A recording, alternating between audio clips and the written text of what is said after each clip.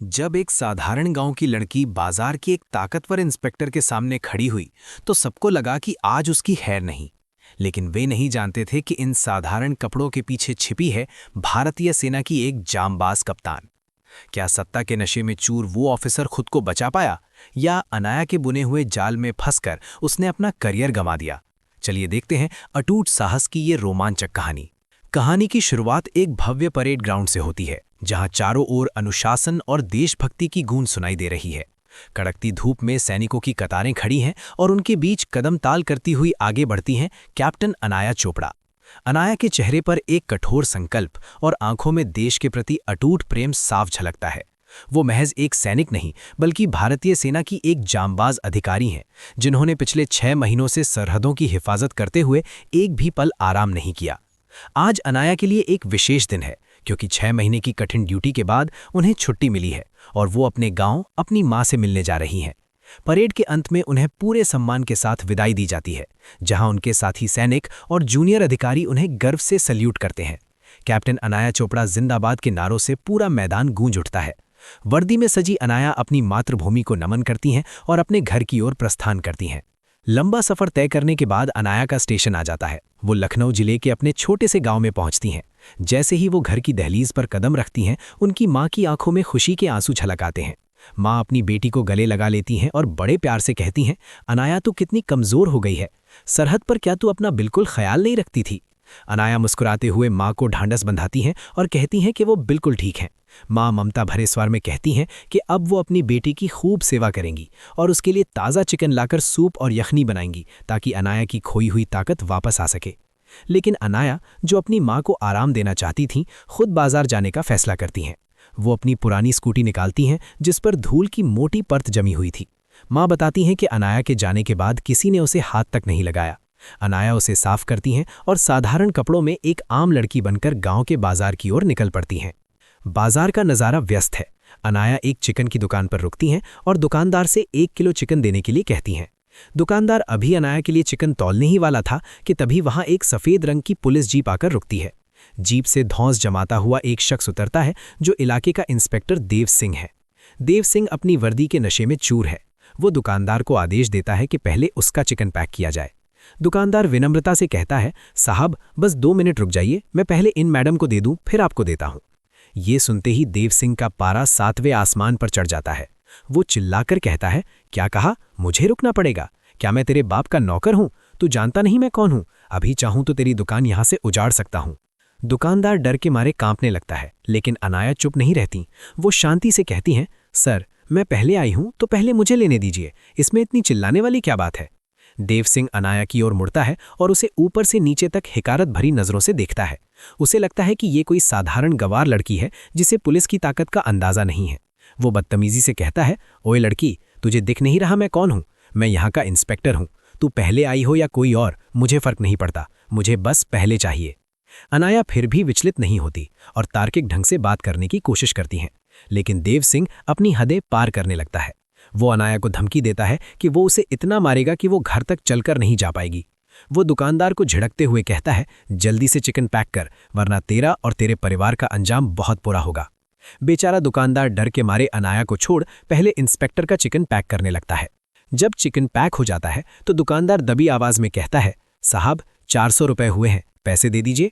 ये सुनते ही देव सिंह हंसने लगता है। उसकी हंसी में क्रूरता और सत्ता का घमंड था। वो कहता है, पैसे? तू मुझसे पैसे मांगेगा? साले मैं यहाँ का कानून हूं, तुझे जेल में डाल दूंगा तो जिंदगी भर सड़ेगा। चुपचाप ये चिकन फ्री में दे, और याद रख, कल मेरे घर मेहमान आ रहे हैं तो मुझे और ज्यादा चिकन चाहिए होगा, वो भी मुफ्त में। वो दुकानदार को धमकाकर और अनाया को एक आखिरी चेतावनी भरी नजर देकर अपनी जीप में बैठकर चला जाता है। दुकानदार की आंखों में बेबसी के आंसू आ जाते हैं। वो अनाया से कहता है कि ये इंस्पेक्टर रोज इसी तरह गरीबों को लूटता है और पैसे मांगने पर जेल भेजने की धमकी देता है। अनाया का खून खौल उठता है। उन्हें समझ आ जाता है कि ये वर्दी का रक्षक नहीं बल्कि भक्षक है। वो दुकानदार से वादा करती हैं कि अब इस इंस्पेक्टर की वर्दी उतरने का वक्त आ गया है।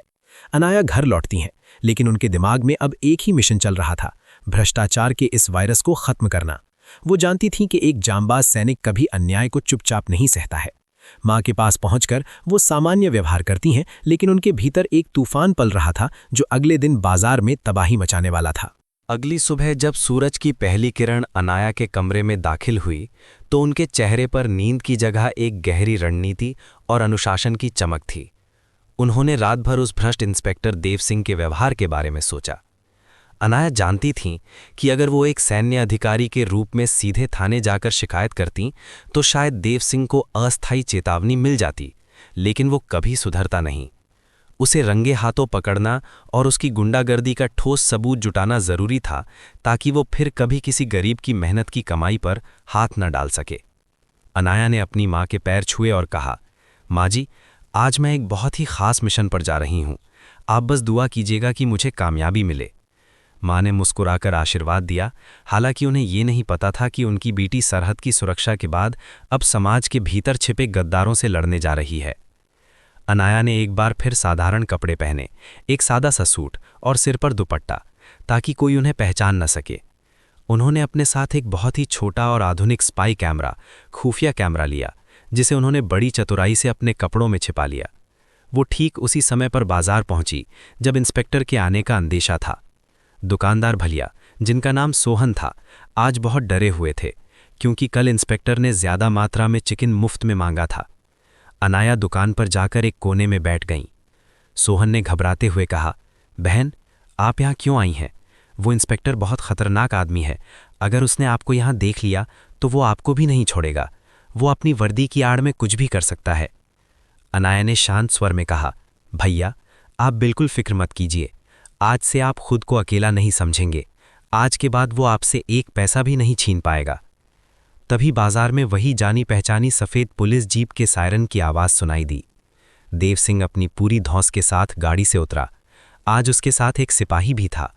देव सिंह सीधा दुकान पर पहुंचा और चिल्लाकर बोला, क्यों बे दुकानदार, मेरा माल तैयार है या नहीं? कल ही कहा था कि आज मेहमान आने वाले हैं, इसलिए ज़्यादा चिकन चाहिए। सोहन ने कांपते हाथों से चिकन का भारी पैकेट काउंटर पर रखा। देव सिंह की नज़र फिर से वहां बैठी अनाया पर पड़ी। उसे देखकर देव सिंह के चेहरे पर एक कुटिल मुस्कान आ गई। वो बोला, अरे, ये गंवार लड़की आज फिर यहां बैठी है। क्यों बे, ये तेरी कौन लगती है जो रोज यहां तेरा मुंह ताकने चली आती है? अनाया ने अपनी नज़रें नीची रखीं ताकि कैमरा सही एंगल से देव सिंह के चेहरे और उसकी हरकतों को कैद कर सके। उन्होंने धीमे स्वर में कहा, यह दुकानदार मेरा भाई है और आप अपना काम कीजिए। देव सिंह ने ठहाका मारते हुए कहा, ओहो, भाई बहन का बड़ा प्यार उमड़ रहा है यहाँ। लेकिन याद रखना लड़की, ये इलाका मेरा है और यहाँ का कानून मैं हूँ। इसके बाद वो सोहन की तरफ मुड़ा और बिना पैसे दिए पैकेट उठाने लगा। सोहन ने हिम्मत जुटाकर कहा, साहब, आज चिकन बहुत ज़्यादा है, कम से कम 2000 रुपये का माल है। साहब, मैं बहुत गरीब आदमी हूँ, मेरा घर इसी दुकान से चलता है। आज मेरे बच्चे भूखे रह जाएंगे अगर आपने पैसे नहीं दिए। प्लीज़ साहब, कम से कम आधे पैसे तो दे दीजिए।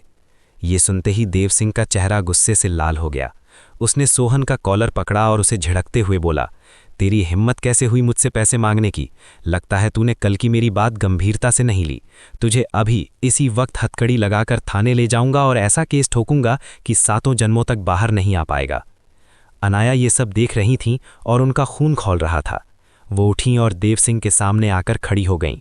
उन्होंने कहा, इंस्पेक्टर साहब, कानून की वर्दी पहनकर आप एक गरीब को इस तरह नहीं धमका सकते।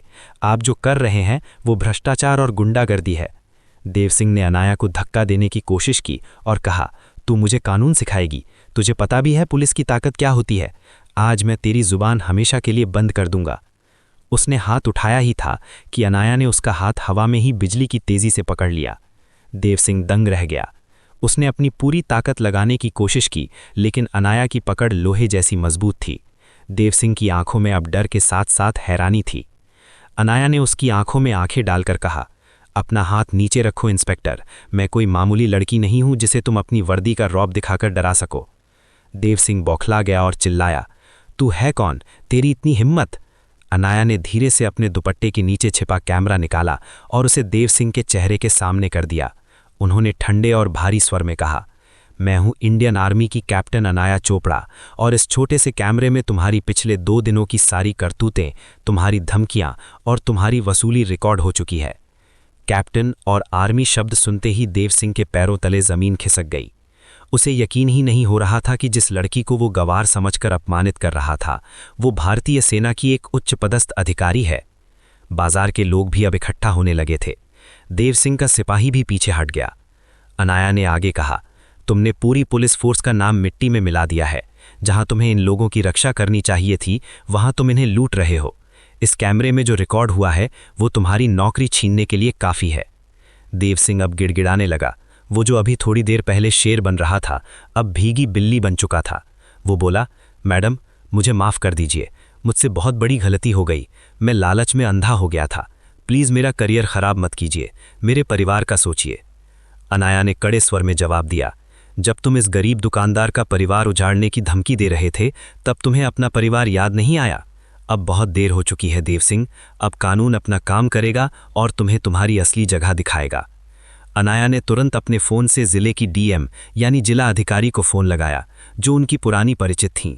उन्होंने संक्षेप में सारा मामला बताया और कहा कि वो अभी सबूतों के साथ उनके दफ्तर पहुंच रही हैं।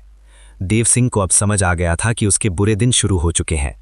कैप्टन अनाया चोपड़ा के कड़े रुख और उनकी पहचान उजागर होने के बाद बाजार का माहौल पूरी तरह बदल चुका था। जो दुकानदार और स्थानीय लोग अब तक इंस्पेक्टर देव सिंह के खौफ से अपनी जुबान बंद रखे हुए थे, वे अब साहस जुटाकर सामने आने लगे थे। देव सिंह का चेहरा सफ़ेद पड़ चुका था और उसके माथे पर पसीने की बूंदें चमक रही थीं। अनाया ने उसे वहीं रुकने का आदेश दिया और सोहन दुकानदार की ओर मुड़कर कहा, भैया, अब डरने की ज़रूरत नहीं है। इसने जो भी जुल्म आप पर और इस बाजार के बाकी लोगों पर किए हैं, उन सब का हिसाब आज ही होगा। अनाया ने बिना वक्त गंवाए अपनी स्कूटी उठाई और सीधे जिलाधिकारी कार्यालय की ओर निकल पड़ी। उनके पीछे पीछे घबराया हुआ देव सिंह अपनी जीप में सवार होकर पहुंचा। उसे उम्मीद थी कि शायद वो हाथ पैर जोड़कर मामला रफा दफा कर लेगा। डीएम कार्यालय पहुंचते ही अनाया का स्वागत एक प्रोटोकॉल के तहत किया गया। जब वो डीएम मैडम के चेंबर में दाखिल हुई तो वहां का माहौल काफ़ी गंभीर था। डीएम मैडम, जो खुद एक ईमानदार और सख्त अधिकारी के रूप में जानी जाती थीं, अनाया को देखते ही खड़ी हो गईं। अनाया ने उन्हें सलाम किया और बिना किसी भूमिका के अपनी शर्ट के बटन के पास छिपा वो छोटा स्पाई कैमरा मेज़ पर रख दिया। उन्होंने कहा, मैम, मैं छुट्टी पर अपने गांव आई थी, लेकिन यहाँ जो मैंने देखा वो बेहद शर्मनाक है। पुलिस की वर्दी पहनकर एक अधिकारी सरेआम गुंडागर्दी कर रहा है। वो गरीबों से हफ्ता वसूली करता है और पैसे मांगने पर उन्हें जेल भेजने की धमकी देता है। ये सारा सच इस कैमरे में रिकॉर्ड है। डीएम मैडम ने तुरंत अपने तकनीकी सहायक को बुलाकर कैमरे की फुटेज बड़ी स्क्रीन पर चलाने का निर्देश दिया। जैसे ही वीडियो चलना शुरू हुआ, सन्नाटा पसर गया। स्क्रीन पर देव सिंह का असली चेहरा दिखाई दे रहा था।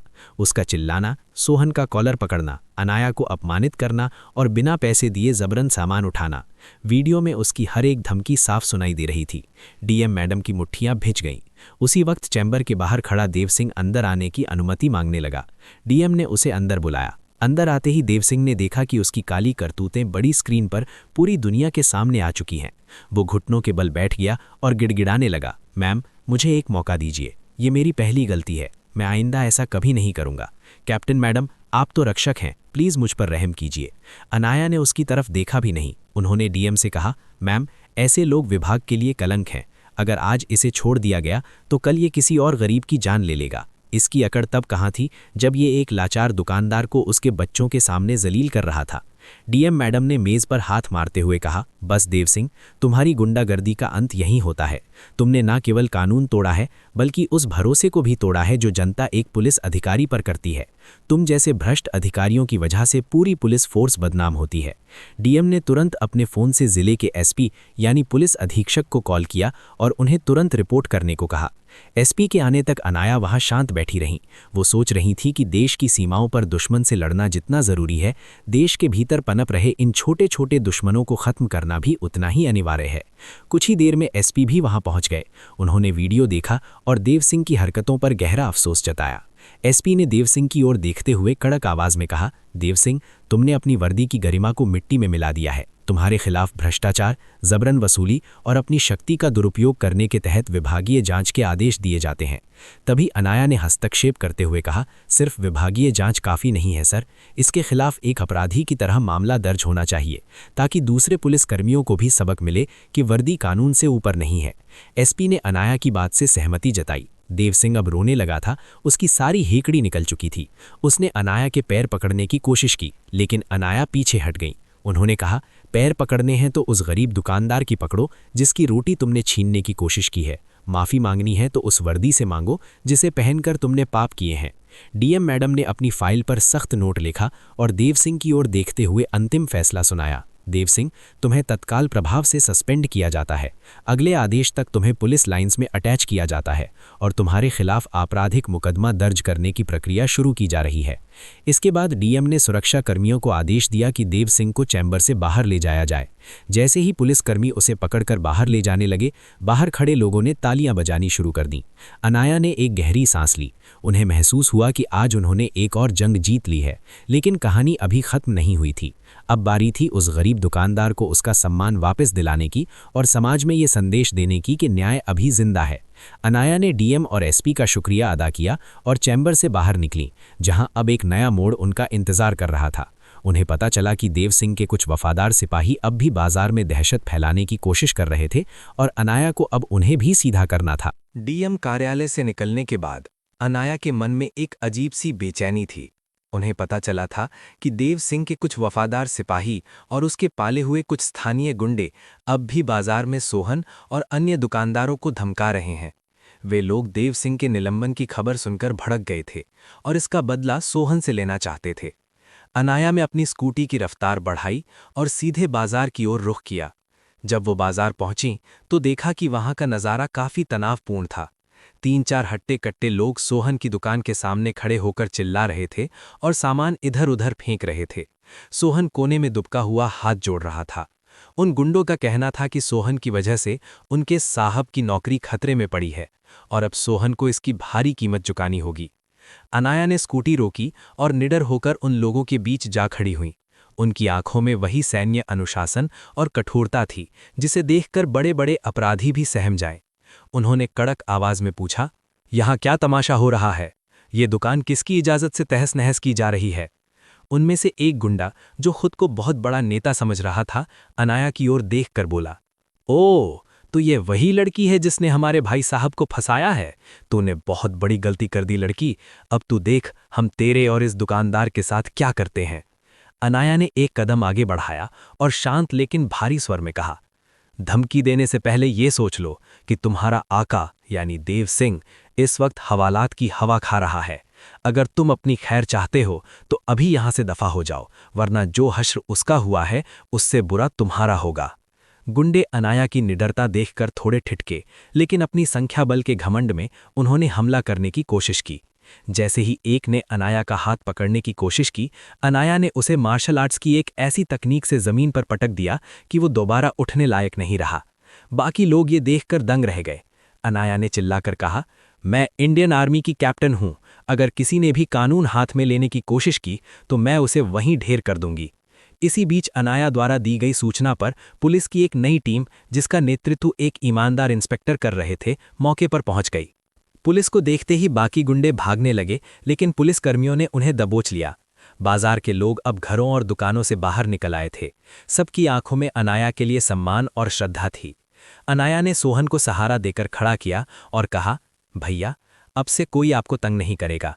मैंने प्रशासन से बात कर ली है। इस बाजार में अब नियमित पुलिस गश्त होगी और किसी को भी हफ्ता देने की जरूरत नहीं है। सोहन की आंखों में खुशी के आंसू थे।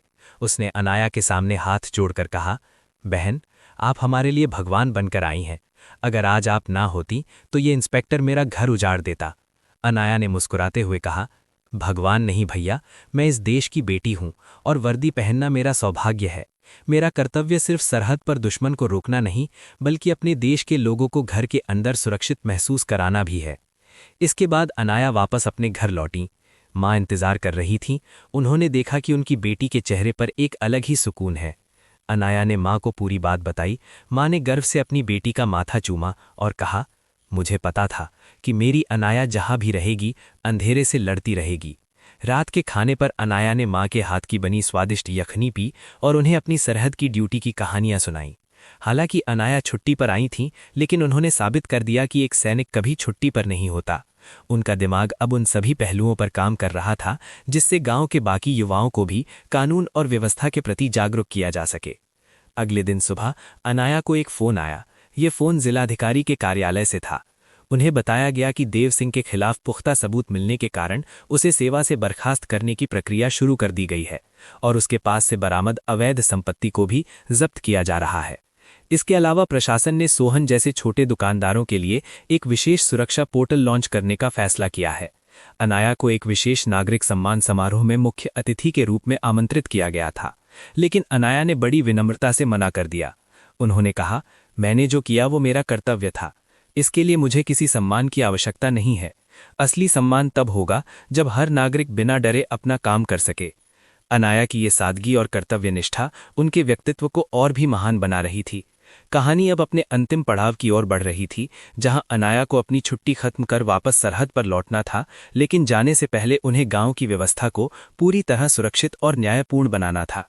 उन्होंने फैसला किया कि वो गांव के स्कूल में बच्चों से मिलेंगी और उन्हें देश प्रेम और ईमानदारी का पाठ पढ़ाएंगी। वो चाहती थीं कि आने वाली पीढ़ी देव सिंह जैसा भ्रष्ट नहीं बल्कि एक सच्चा नागरिक बने। गांव के स्कूल में बिताया गया वो दिन अनाया के लिए बेहद भावुक और प्रेरणादायक था। जब वो स्कूल के मैदान में पहुंची तो बच्चों की आंखों में अपने देश की वर्दी के प्रति जो चमक उन्होंने देखी, उसने उनके संकल्प को और भी मजबूत कर दिया। अनाया ने बच्चों को संबोधित करते हुए कहा, याद रखना बच्चों, असली ताकत वर्दी में नहीं बल्कि उस ईमानदारी में होती है जिसे पहनकर आप समाज की सेवा करते हैं। वर्दी आपको दूसरों पर हुक्म चलाने का अधिकार नहीं देती, बल्कि दूसरों की रक्षा करने की जिम्मेदारी सौंपती है। बच्चों ने तालियों की गड़गड़ाहट के साथ उनका स्वागत किया। कई लड़कियों ने अनाया के पास आकर उनसे सेना में शामिल होने के तरीके पूछे। अनाया को लगा कि उन्होंने गांव में बदलाव का जो बीज बोया था वो अब अंकुरित होने लगा है। अनाया की छुट्टी का अब आखिरी दिन था। शाम को वो एक बार फिर सोहन की दुकान पर गईं। इस बार वो अकेली नहीं थीं, बल्कि उनके साथ गांव के कुछ प्रबुद्ध नागरिक भी थे। बाजार का नज़ारा अब पूरी तरह बदल चुका था। लोगों के चेहरों से डर गायब था और हर कोई अपना काम स्वाभिमान के साथ कर रहा था। सोहन ने अनाया को देखते ही दुकान से बाहर आकर उनका स्वागत किया। उसने बताया कि प्रशासन ने अब बाजार में एक पुलिस चौकी स्थापित करने का निर्णय लिया है और एक नया ईमानदार अधिकारी वहां तैनात किया गया है। अनाया ने मुस्कुराते हुए सोहन को शुभकामनाएं दी और कहा, भैया, कभी भी खुद को कमज़ोर मत समझना। अन्याय तभी तक फलता फूलता है जब तक हम उसे सहते हैं। जिस दिन आप आवाज़ उठाना सीख जाएंगे, उस दिन देव सिंह जैसे लोग टिक नहीं पाएंगे। घर लौटकर अनाया ने अपना सामान पैक करना शुरू किया। उनकी वर्दी, जो कल तक अलमारी में सजी थी, अब एक बार फिर उनके शरीर पर सजने के लिए तैयार थी। माँ अनाया को जाते देख भावुक हो रही थीं, लेकिन उनके चेहरे पर गौरव का भाव था। उन्होंने अनाया के लिए रास्ते के लिए कुछ खास पकवान पैक किए और उसके सिर पर हाथ रखकर आशीर्वाद दिया। माँ ने कहा, बेटी, तू सिर्फ मेरी नहीं, इस पूरे गांव की और इस देश की आन है। जा और सरहद की रक्षा कर, यहाँ की फिक्र अब मत करना। अनाया ने माँ के पैर छुए और उन्हें गले लगा लिया।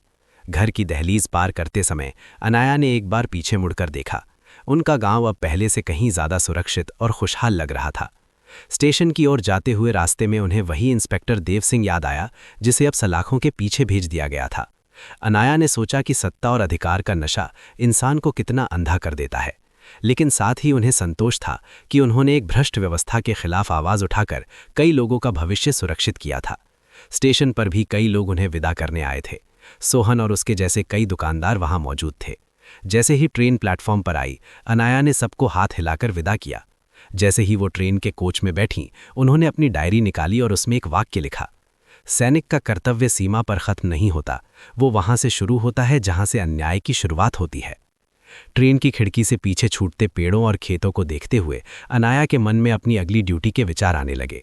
उन्हें बर्फ से ढकी उन पहाड़ियों पर वापस जाना था जहां तापमान 0 से कई डिग्री नीचे रहता है, लेकिन उनके भीतर जो देशभक्ति की आग जल रही थी वो उन्हें किसी भी परिस्थिति में डगमगाने नहीं देने वाली थी। अनाया जानती थीं कि भारत माँ की रक्षा का भार उनके जैसे हजारों जवानों के कंधों पर है। उन्हें गर्व था कि वो उस मिट्टी का हिस्सा हैं जिसने उन्हें निडर रहना सिखाया।